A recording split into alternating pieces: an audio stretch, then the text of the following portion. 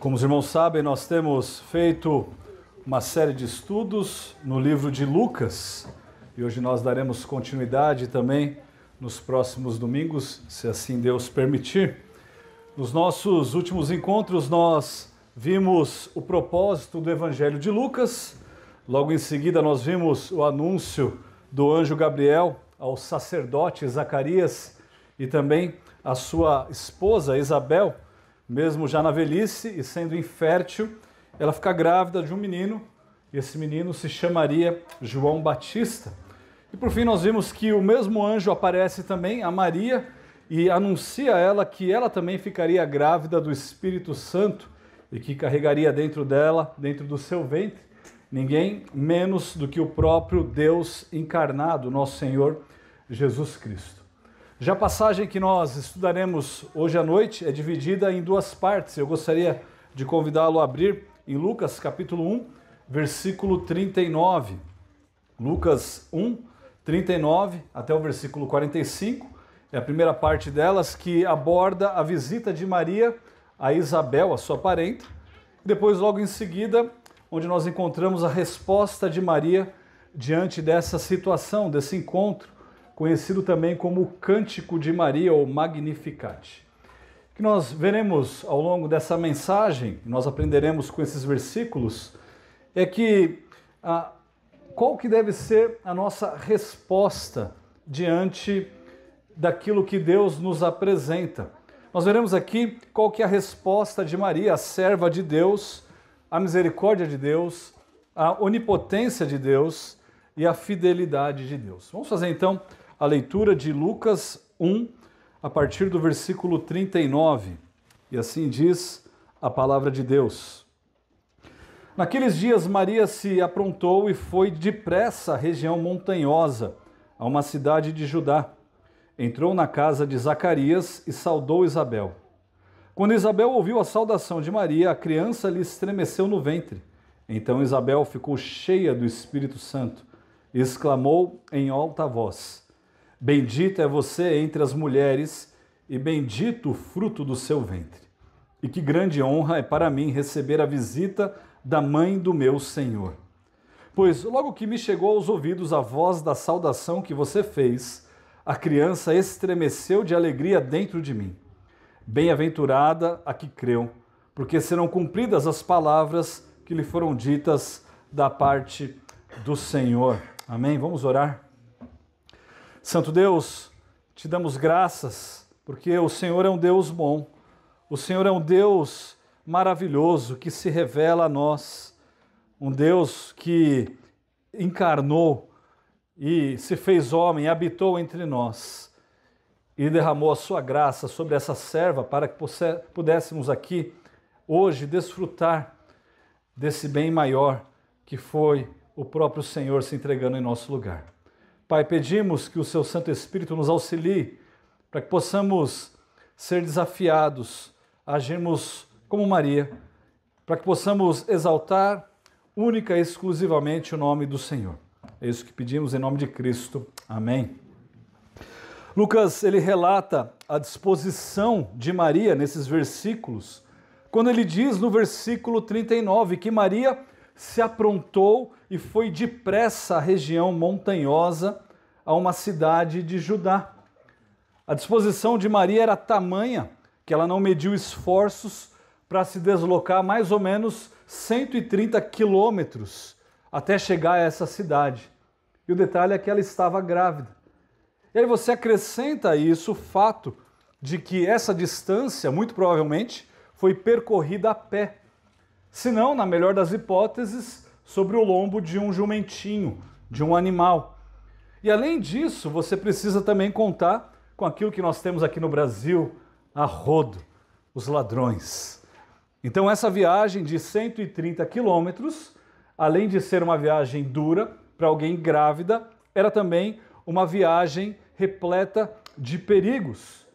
Mas o que vemos é que Deus aguardou e ela chegou à casa da sua parenta Isabel, e ao chegar lá, uma série de saudações, mais precisamente 3, ocorreram. A primeira dessas saudações, ela está registrada ali entre os versículos 40 e 41, e é a saudação de Maria a Isabel, que diz assim: entrou na casa de Zacarias e saudou Isabel. Quando Isabel ouviu a saudação de Maria, a criança lhe estremeceu no ventre. Então Isabel ficou cheia do Espírito Santo.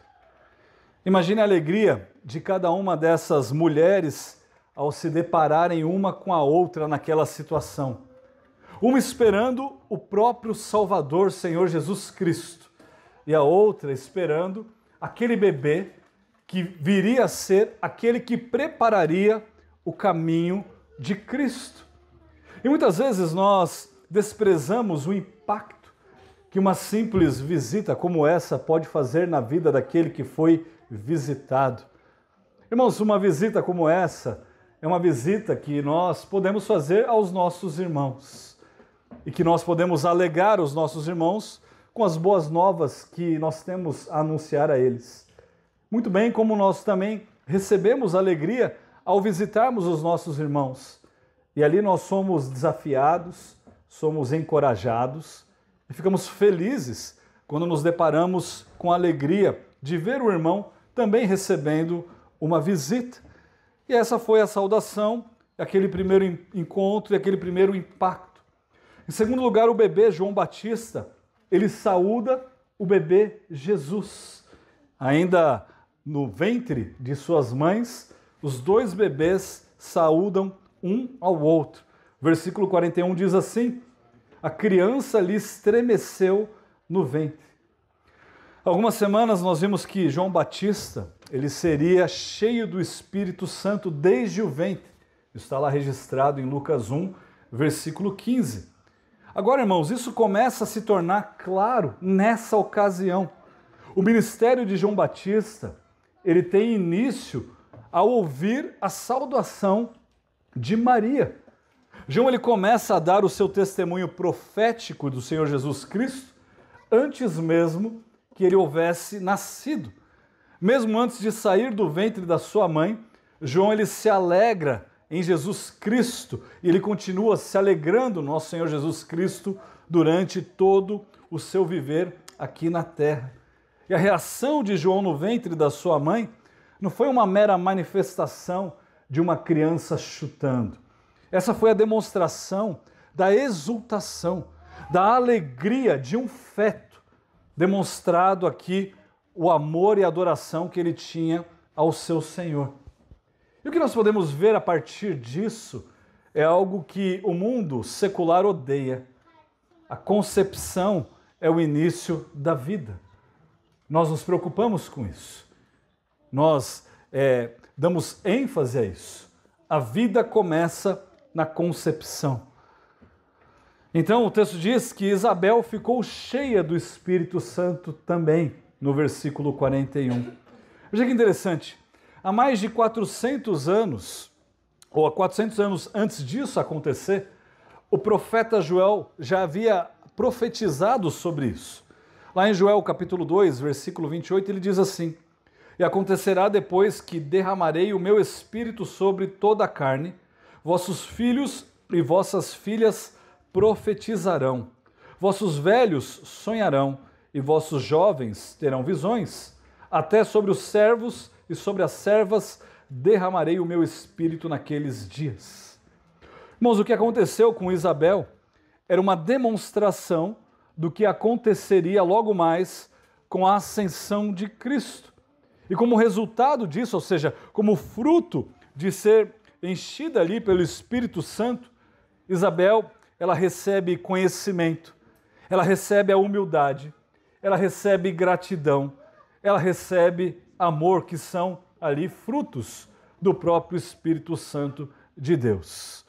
E que nós temos aqui, então, a próxima saudação, a partir do versículo 42, onde nós vemos Isabel saudando a Maria.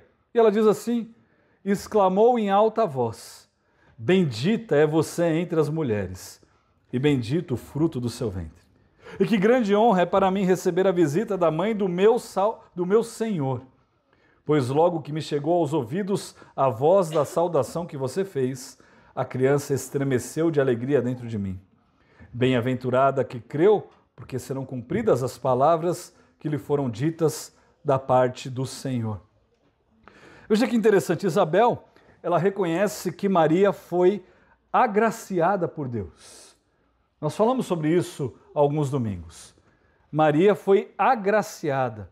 Maria não era a fonte de graça, mas ela era uma receptora da graça de Deus. Ela disse no versículo 42, bendita é você entre as mulheres e bendito o fruto do seu ventre. Mas ela não exalta Maria acima das outras mulheres. Entre as demais mulheres, você foi agraciada, bendita. Você é a receptora dessa graça. E essa graça que vai ser demonstrada e dada a todos nós. Ela declara no versículo como essa graça a atingiu. Isabel ela destaca aqui 3 verdades sobre Maria. Ela diz que ela é bendita entre as mulheres, ela é a mãe do Salvador, do seu Senhor, e ela é bem-aventurada pela sua confiança na palavra de Deus. Irmãos, não classifique Maria como alguém menor, como alguém não tão importante. Esse é um erro dos protestantes. Nós olhamos para Maria como se ela fosse alguém que nós não deveríamos dar tanto valor, não porque nós não confiamos na palavra de Deus ou não entendemos, mas por conta daquilo que outras vertentes ensinam de forma errada sobre Maria. E nós não podemos errar porque eles erram. Se o catolicismo exalta Maria a uma posição que nunca deveria ser exaltada, nós não devemos rebaixar Maria a uma posição que ela não deveria ser rebaixada. Ela foi agraciada e ela era de fato alguém humilde, alguém que tem muito a nos ensinar, alguém que confiava no Deus da sua salvação. E 2 declarações me chamam a atenção aqui. A primeira é que Isabel faz quanto a Jesus. Ela se refere a Maria como a mãe do meu Senhor. Irmãos, se Isabel descreveu Jesus assim, em sua natureza humana, ainda quando ele era um pequeno feto no ventre da sua mãe, quanto mais nós devemos exaltar o nosso Senhor Jesus Cristo. Quanto mais nós devemos glorificar a Cristo, que não só cresceu e viveu e morreu também, para que pudesse interceder em nosso favor. E a segunda declaração que me chama a atenção está no versículo 45. Ela diz assim, bem-aventurada a que creu, porque serão cumpridas as palavras que lhe foram ditas da parte do Senhor. Ela exalta a humildade e a fé de Maria em confiar nas promessas de Deus, assim como nós também devemos fazer.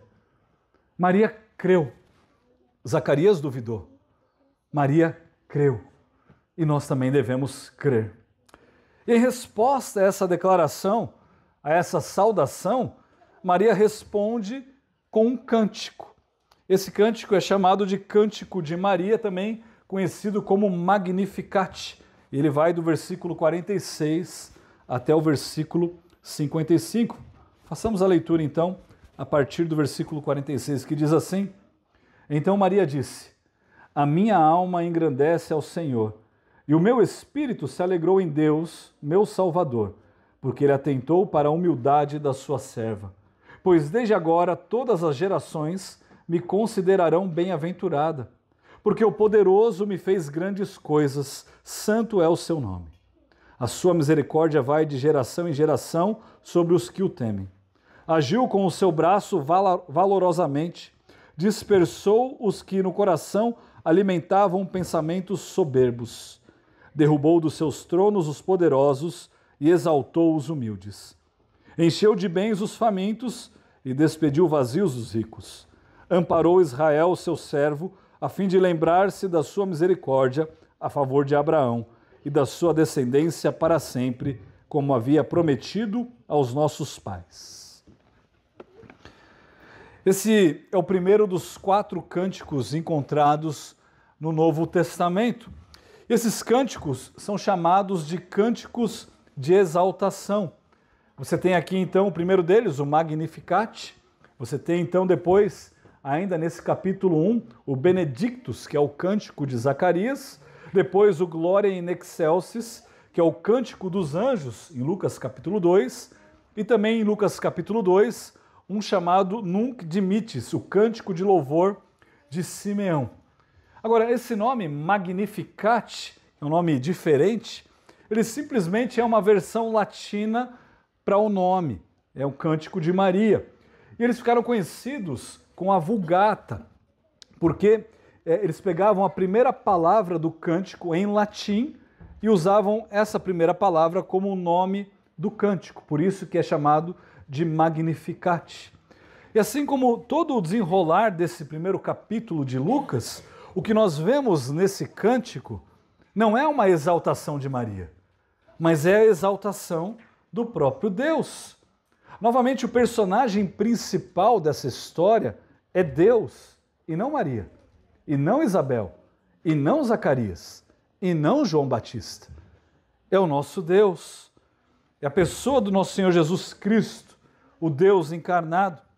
Talvez a melhor divisão que nós podemos dar a esse cântico seja a que um comentarista bíblico deu, o nome dele é Heinecker, e ele diz que esse cântico ele poderia ser dividido em 3 estrofes. A primeira estrofe, Maria exalta a misericórdia de Deus. Isso dos versículos 46 até o versículo 50. Depois, a partir do versículo 51 até o 53, Maria ela exalta a onipotência de Deus.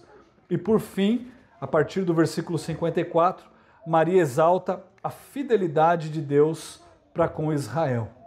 Irmãos, esse cântico não é apenas um cântico belo. Ele é um cântico também revelador.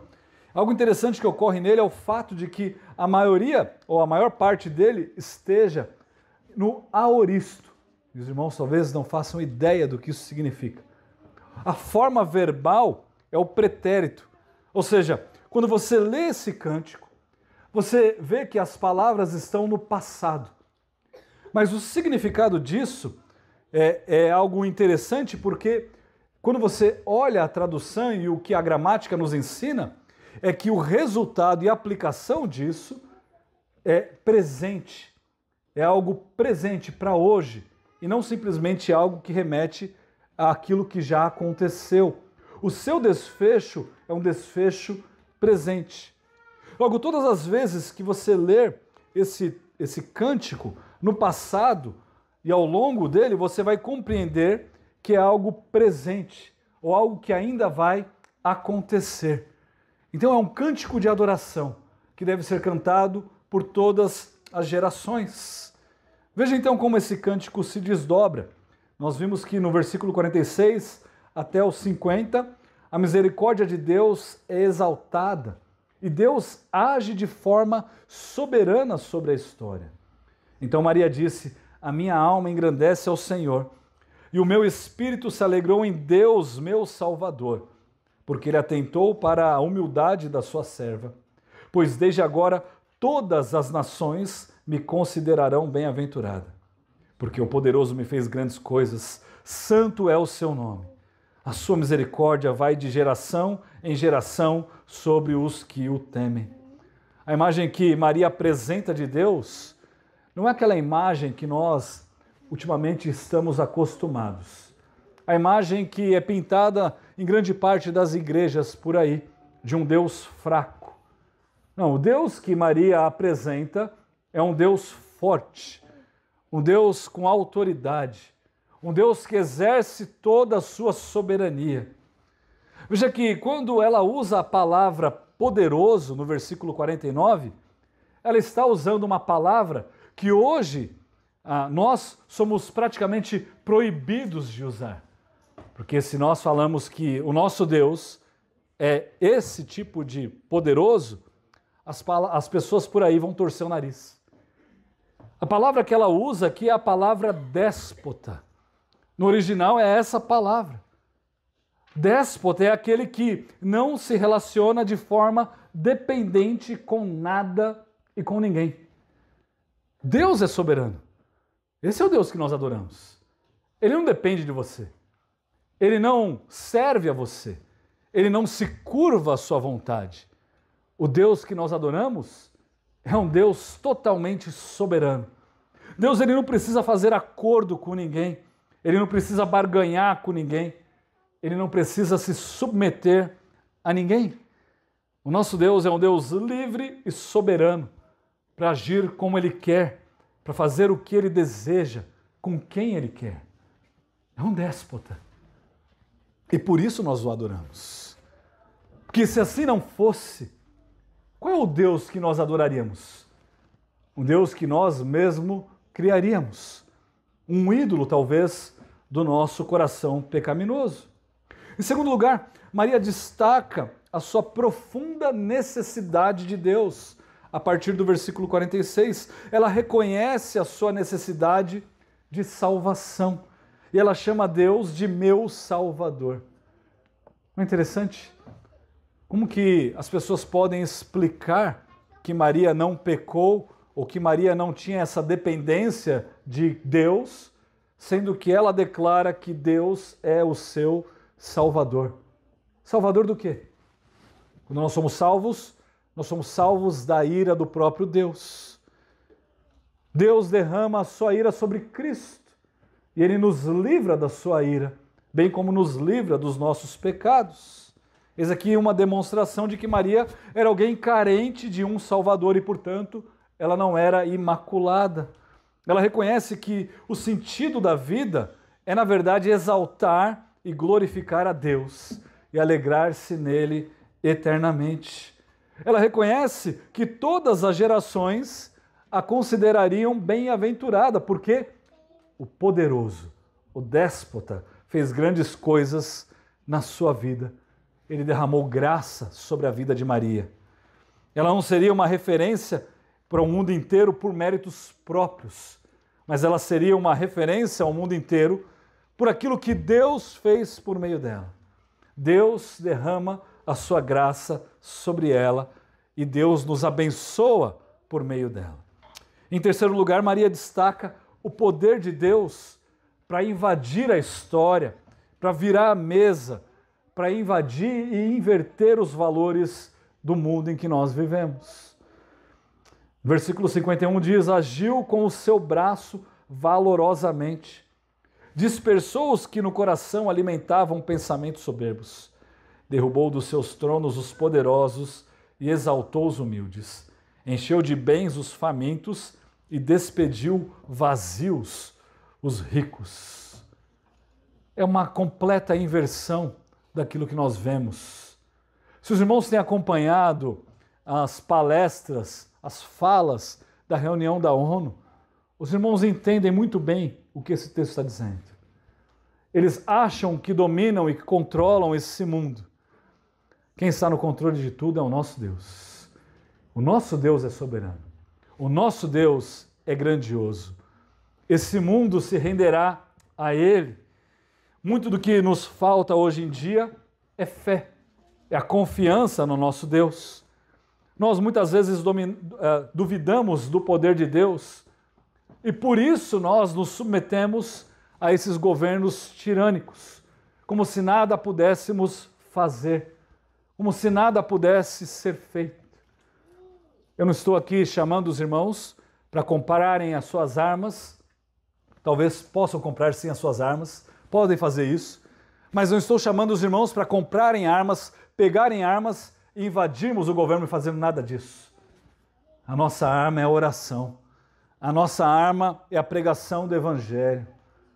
Sim, nós devemos resistir a esses poderes tirânicos. Nas palavras de John Charles Riley, Maria lembrou-se de como Deus derrubou a Faraó. Irmãos, muitas vezes nós absorvemos isso de uma forma gratuita. Os irmãos precisam parar e considerar essas palavras que nós lemos na Santa Palavra de Deus. Faraó era ninguém menos do que o homem mais poderoso da terra na sua época. E Deus derrubou a Faraó, humilhando a Faraó. Ele também o fez com os cananeus, com os filisteus, com Senecaribe, com Ramã, com Belsazar. Ele exaltou a José, a Moisés, a Davi, a Esther, a Daniel. O nosso Deus é um Deus que derruba os mais poderosos e Ele coloca quem Ele deseja ali no comando. Enquanto nós não tivermos fé e coragem de crer no nosso Deus, nós vamos nos dobrar a esses governos tirânicos. Enquanto isso, nós nos lembramos que tal e tal governo é um governo que possa nos prender, um governo que pode exercer a sua autoridade e nós vamos sofrer debaixo das mãos deles. Sim, mas nós não podemos nos esquecer que o nosso Deus está acima deles. O nosso Deus há de julgá-los. O Salmo de número 2, o Salmo de número 37 diz que o nosso Deus se ri deles, se ri dessas autoridades. O nosso Deus zomba deles. E nos falta acreditar nisso. Nos falta acreditar que o nosso Deus é um Deus todo-poderoso. Se nós tivermos fé, que essa é a palavra de Deus, e que Deus de fato assim agirá, nós não temeremos a homens, e nós serviremos a Deus. Em quarto lugar, Maria destaca o que Deus fez por ele, por ela e também por nós. Dos versículos 46 até o versículo 56, ela diz ali que Deus a salvou, no versículo 47. Deus a escolheu para ser a mãe do Messias, versículo 48. Deus usou o seu poder em favor dela, versículo 49. Em seguida, ela diz o que ele fez por nós. Todos nós recebemos a sua misericórdia, todos nós recebemos o seu socorro. Ela cita aqui dois grupos que receberam a misericórdia de Deus: os humildes e os famintos. Os humildes e os famintos. As músicas nos ensinam muitas coisas. Lutero era conhecido por enfatizar o poder extraordinário da música. Ele dizia que você tem sim a pregação da palavra de Deus, mas em segundo lugar você tem a música. E por meio da música você aprende as verdades, os princípios, e você então memoriza e canta e fica relembrando disso ao longo de toda a semana. E de fato nós podemos constatar isso, porque nesse cântico nós aprendemos com profundidade ímpar o real significado de misericórdia, o real significado de onipotência, o real significado de fidelidade. E por isso nós vemos a importância da humildade, da gratidão, da fé nas promessas do nosso Deus. Em resumo, o que nos é apresentado aqui nesse cântico é aquilo que nós poderíamos chamar do verdadeiro significado do Natal. Talvez nós estejamos aqui nos adiantando muito no nosso calendário, eu sei, mas o que nós celebramos no Natal é a celebração diária daquilo que nós vemos nesse cântico. Nós somos chamados a reconhecer e a celebrar a intervenção de Deus nas nossas vidas. Não fosse essa mão poderosa de Deus e a sua misericórdia, a única coisa que nós desfrutaríamos seria a ira. Seria a ira de um Deus todo-poderoso e totalmente santo. Se não fosse essa grande misericórdia de Deus, se não fosse a sua graça sobre nós, onde nós estaríamos hoje, literalmente falando? Talvez curtindo o mundo, curtindo um jogo de futebol, curtindo prazeres que esse mundo tem a nos oferecer. E de fato ele tem muitos prazeres a nos oferecer. Não fosse a bondade de Deus para conosco, como que nós poderíamos louvá-lo? Portanto, irmãos, o nosso chamado hoje é de que nós nos arrependamos, de que nós nos humilhemos diante de Deus. Nós somos chamados a clamar a Deus e a clamar por sua misericórdia e pela sua graça. Clame a Deus por perdão. Clame a Deus reconhecendo a sua dependência dEle. E por fim, seja grato ao Senhor. Lembre-se, irmãos, dos inúmeros e muitos devassos pecados cometidos todos os dias. E você então se lembra da graça de Deus derramada sobre você, quando Deus perdoa todos esses pecados. Portanto, engrandeça o nome do nosso Senhor Jesus, engrandeça a Deus. Em gratidão, louve ao Senhor, cante louvores a Deus. Não se esqueça da sua poderosa mão e das suas muitas bênçãos sobre a sua vida. Vamos orar? Santo Deus, pedimos, ó Pai, nos faça lembrar dessas verdades. Ó Pai, coloque-as diante dos nossos olhos todos os dias para que possamos relembrá-las. Pai, nos faça pensar nas multiformes bênçãos que o Senhor nos tem dado.